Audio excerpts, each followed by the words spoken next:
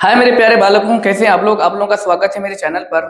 तो आज हम लोग पढ़ेंगे साइंस का सेट नंबर 4 पढ़ने वाले हैं। कल मैंने आप लोगों को सेट 3 पढ़ा दिया था, अब सेट 4 पढ़ाने वाले हैं। ठीक है, चलिए हम लोग देखते हैं क्वेश्चन को। आप लोगों का एग्जाम में जो पेपर आने वाला है सेम एज इट इज आने वाला है। इसी तरह से खंड वो लिखा हुआ रहेगा, वस्तुनिष्ठ प्रश्न लिखा हुआ रहेगा। आपसे कह रहा होगा कि 1 से 80 तक प्रश्न है, इसमें से आपको किन्हीं किन्हीं 40 प्रश्नों को आपको क्या देना है, उत्तर देना है। ठीक है, और प्रत्येक प्रश्न के साथ 4 विकल्प दिए हुए रहेंगे। विकल्प का मतलब 4 ऑप्शन दिए हुए रहेंगे, उसमें से एक ऑप्शन क्या रहेगा, सही रहेगा, और उसी ऑप्शन को क्या करना है, आपको टिक लगाना है और आपको अपने ओएमआर शीट में क्या करना है, उसको भरना है। ठीक है, फिल करना है। तो 40 गुना 1 बराबर कितना हो जाएगा, 40 हो जाएगा। ओके, तो हम लोग देखते हैं क्वेश्चन नंबर फर्स्ट को क्या लिखा हुआ है। पौधों में जनन अंग कहाँ पाए जाते हैं? जड़ में, तना में, पुष्प में, फल में। तो हम लोग एक बात जानते हैं, पौधों का जनन अंग जो होता है वो कहाँ पे होता है भाई? पुष्प में होता है। क्या होता है भाई? पुष्प में होता है। ठीक है ना। प्रकाश संश्लेषण की क्रिया होती है जंतु में, परजीवियों में, कवकों में, हर पौधों में। तो हम लोग क्लास 7 क्लास 6 में भी पढ़े हैं इसके बारे में, है ना।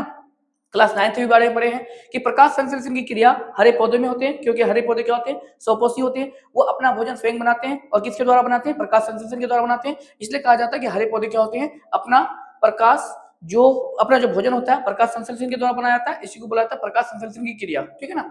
प्रकाश संश्लेषण क्रिया में ऑक्सीजन किससे बाहर निकलती है? कह रहे हैं कि जब प्रकाश संश्लेषण होती है, जब प्रकाश संश्लेषण होती है तो उस वक्त ऑक्सीजन जो होता है ना, कहां से बाहर होती है? जल से, कार्बन डाइऑक्साइड से, ग्लूकोज से, और क्या होता है यहाँ पे, डिक्टियोसोम से। तो हम लोग जानते हैं कि जब प्रकाश संश्लेषण की क्रिया होती है तो ऑक्सीजन जल से बाहर होती है। कहां से भाई? जल से बाहर होती है। बात समझे?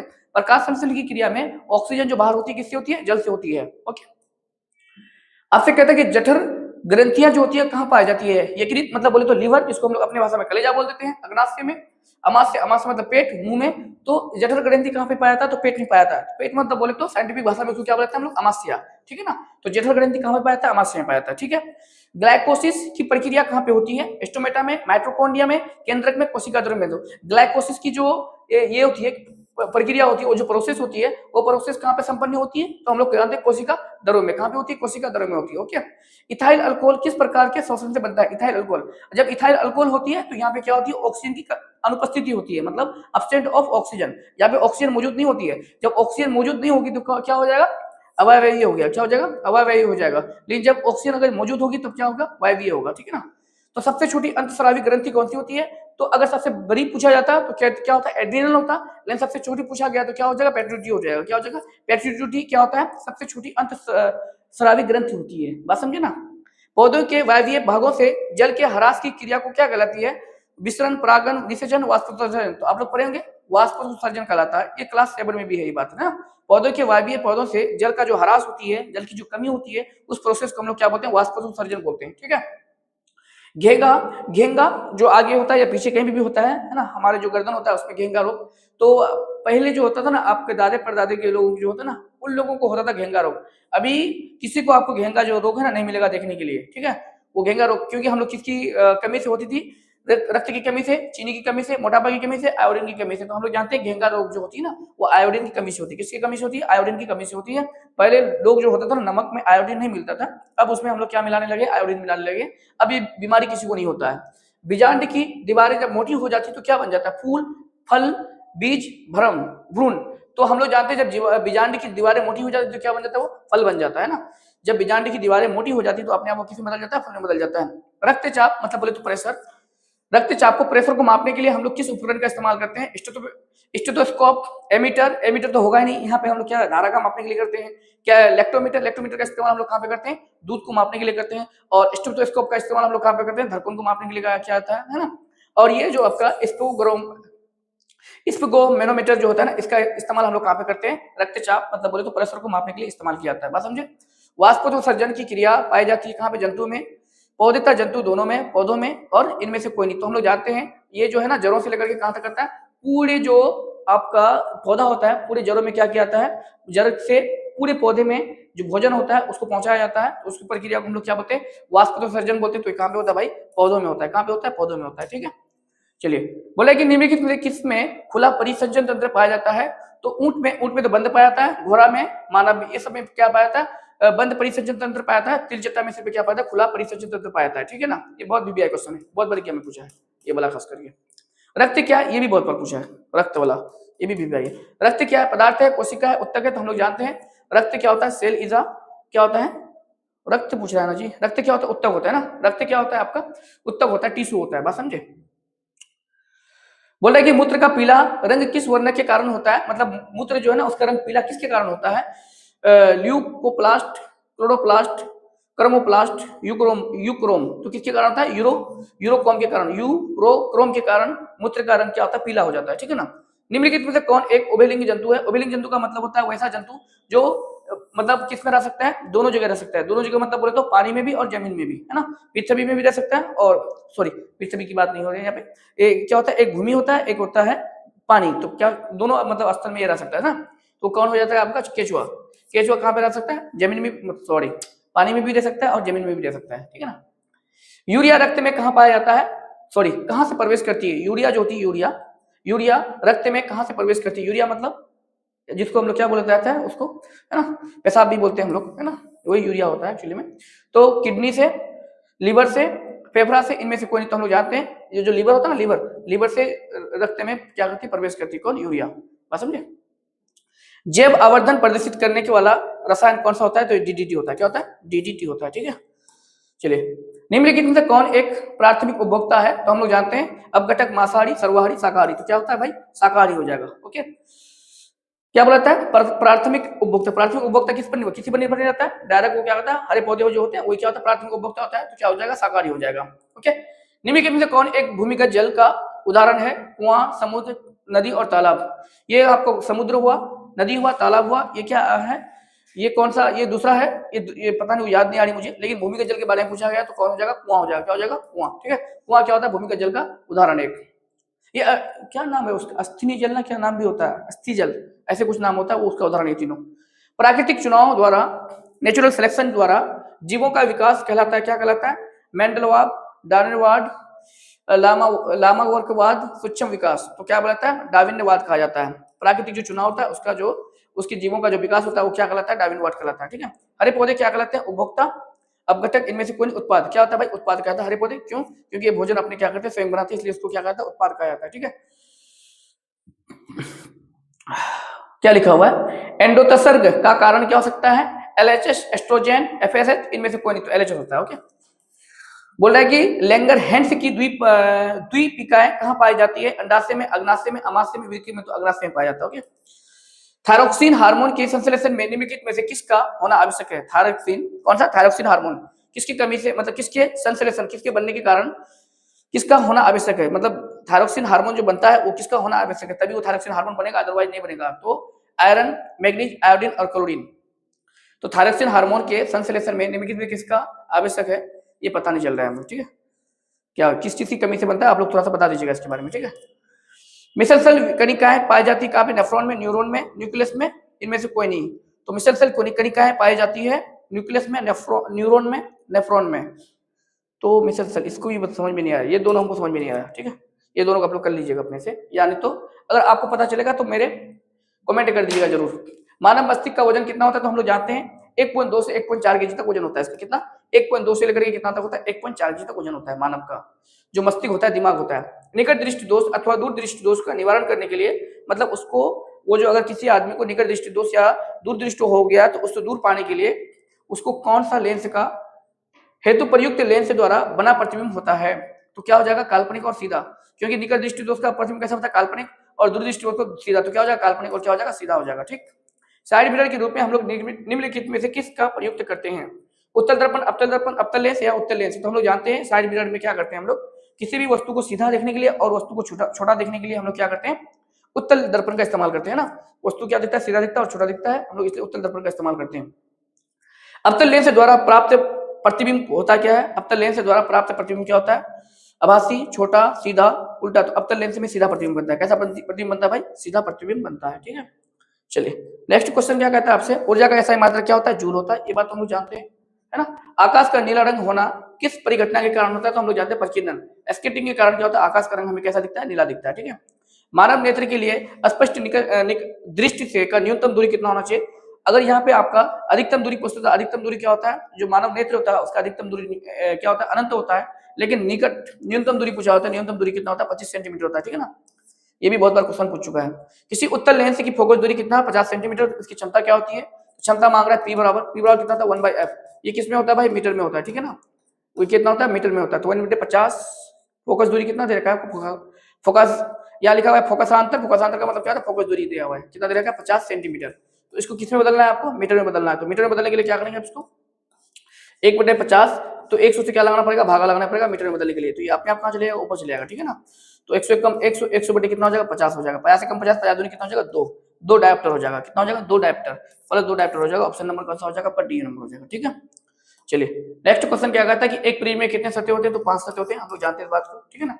अभिनेत्र लेंस की फोकस दूरी में परिवर्तन किया जा सकता है, कहाँ पे अभिनेत्र लेंस की फोकस दूरी में परिवर्तन किया जा सकता है, कहाँ पे पुतली में, दृष्टिपटल में, परितारिका में, पश्चमाभि पेशियों में द्वारा, किसके द्वारा, तो पश्चमाभि पेशियों के द्वारा उसका जो फोकस दूरी को परिवर्तन किया जा सकता है, ठीक है। प्रकाश के परावर्तन के कितने नियम होते हैं, तो हम लोग जानते हैं। प्रकाश के अपवर्तन के नियम पूछे या प्रकाश के परावर्तन के नियम पूछे, दोनों बात बराबर है। प्रकाश के अपवर्तन के कितने नियम होते हैं, दो नियम होते हैं, और प्रकाश के परावर्तन के भी कितने नियम होते हैं, 2 नियम होते हैं, ठीक है। फोटोग्राफी कैमरा में अभिदृश्यक मतलब इस्तेमाल किया जाता है, किस ऑब्जेक्ट का इस्तेमाल किया जाता है, उत्तल लेंस, अवतल लेंस, उत्तल दर्पण, अवतल लेंस। तो हम लोग जानते हैं फोटोग्राफी कैमरा में उत्तल लेंस का उपयोग किया था, किसका, उत्तल लेंस का उपयोग किया था, ठीक है। यदि एक किरण अवतल दर्पण पर लंबवत आपतित हो तो परावर्तन के बाद किरण किस बिंदु से होकर के गुजरती है, फोकस पे, वक्रता केंद्र से, ध्रुव से, इनमें से कोई नहीं। तो हम लोग जानते हैं कि एक अवतल दर्पण पर कोई लंबवत किरण अगर क्या होती है, लंबवत आपतित होती हो, परावर्तन के बाद उसी दिशा में क्या होती है, वो मुड़ जाती है, ठीक है ना। तो क्या होता है, वक्रता केंद्र पर हो जाएगा, ओके। यदि एक प्रिज्म से एक वर्णीय किरण गुजरते है तो इसका नहीं होगा, क्या नहीं होता है, अपवर्तन विचलन, वर्ण विक्षेपण नहीं होगा। क्या होता है, एक प्रिज्म में ना एक वर्णीय किरण मतलब एक ही दिशा में जाती है, जो वो किसका क्या नहीं होता है, तो उसका वर्ण विक्षेपण नहीं होता है। मानव विद्युत जनित्र में कुंडली को घुमाने का काम किसको करता है, उच्च दाब की हवा नहीं, गतिमान हवा, स्थिर हवा से तो कोई मतलब ही नहीं होगा, स्थिर हवा तो उसको घुमा नहीं सकता है, तो क्या हो जाएगा, विद्युत जनित्र को कुंडली को घुमाने के लिए हम लोग क्या है, गतिमान हवा होना चाहिए, क्या होगा, गतिमान हवा होना चाहिए, जो हवा क्या करे, मूव करे, चले मतलब। कांच की अवतल लेंस में की वायु में शक्ति होती है, कह रहे कांच की अवतल लेंस की वायु में शक्ति क्या होती है, तो कांच की अवतल लेंस में वायु की शक्ति क्या होती है, ऋणात्मक होती है, क्या होती है भाई, ऋणात्मक होती है, ओके। निम्नलिखित में से कौन विद्युत का सुचालक होता है, तो हम लोग जानते हैं आयोडीन, सल्फर, हीरा, ग्रेफाइट। तो हम लोग जानते हैं ग्रेफाइट। और एक बात और सुन लीजिए ग्रेफाइट के बारे में, आपसे पूछा जा सकता है, तो बताओ कौन ऐसा अधातु है जो अधातु होते हुए भी विद्युत का क्या होता है, सुचालक होता है, तो क्या होता है, वो ग्रेफाइट होता है, समझ रहे। ये ग्रेफाइट क्या होता है, अधातु होता है, अधातु होते हुए भी क्या होता है, विद्युत का सुचालक होता है, सबसे पहली बात। और दूसरी बात क्या होता है, कौन ऐसा अधातु है जो कठोर होते हैं, तो ये क्या होता है, ग्रेफाइट हो जाएगा, ओके। वक्रता त्रिज्या 1 मीटर है तो अवतल दर्पण की फोकस दूरी क्या होता है, तो फोकस दूरी बराबर कितना होता है, 1 कितना होता है, ए बराबर क्या होता है, r/2 ना, ए बराबर कितना होता है, r/2 है ना। वक्रता त्रिज्या कितना है, 1 मीटर है, तो अवतल दर्पण की फोकस दूरी कितना होता है, ए बराबर r/2 होता है ना। तो r की जगह कितना हो जाएगा आपका, वक्रता त्रिज्या 1 मीटर है तो 1 हो जाएगा, 1 मीटर बटे में कितना हो जाएगा, 2 हो जाएगा। तो यहाँ कितना दिया हुआ है, सेंटीमीटर में दिया हुआ है, तो इसको सेंटीमीटर में बदल दो। हम लोग जानते हैं कि 1 मीटर बराबर कितना होता है, 100 सेंटीमीटर होता है, तो 100 सेंटीमीटर बटे 2, तो एक कम, तो 5 दूनी कितना हो जाएगा 100, तो 50 सेंटीमीटर हो जाएगा ना। तो इसकी फोकस दूरी कितना हो जाएगा, 50 सेंटीमीटर। कौन सा ऑप्शन हो जाएगा, ऑप्शन नंबर बी हो जाएगा, ठीक है। चलिए नेक्स्ट क्वेश्चन क्या कहता है कि सघन माध्यम से विरल माध्यम में जाती हुई किरण अभिलंब से विचलित हो जाती है, तो अभिलंब से दूर हो जाती है, अभिलंब की और नजदीक हो जाती है, अभिलंब के साथ संपन्न होती है, इनमें से कोई नहीं। तो हम लोग जानते हैं जब सघन माध्यम से विरल माध्यम में जाती है, जैसे सघन माध्यम का मतलब क्या हुआ, सघन माध्यम का मतलब हो गया कांच या पानी, ये सघन माध्यम होगा। और विरल माध्यम किसको बोला जाता है, हवा को बोला जाता है, ठीक है ना। तो या निर्वात हो या हवा हो, तो निर्वात में तो भाई कोई माध्यम होता ही नहीं है, उसमें कोई किरण उसमें पास ही नहीं कर पाता है, ठीक है ना। तो सघन माध्यम से विरल माध्यम में जब जाती है तो क्या होता है, अभिलंब से दूर हो जाती है, कैसे क्या होती है वो, अभिलंब से दूर हो जाती है। विद्युत धारा उत्पन्न करने की युक्ति को हम लोग क्या कहते हैं, जनित्र कहते हैं, क्या कहते हैं भाई, जनित्र। अगर उसको मापने की बात हो तो एमीटर की बात होती है, ओके, लेकिन उत्पन्न करने की बात हो तो क्या होता है, जनित्र होता है। ऊर्जा का पारंपरिक स्रोत क्या होता है, पवन ऊर्जा, कोयला, बायोगैस, तो क्या होता है भाई, कोयला होता है। ऊर्जा का पारंपरिक स्रोत क्या होता है, कोयला होता है, ठीक है।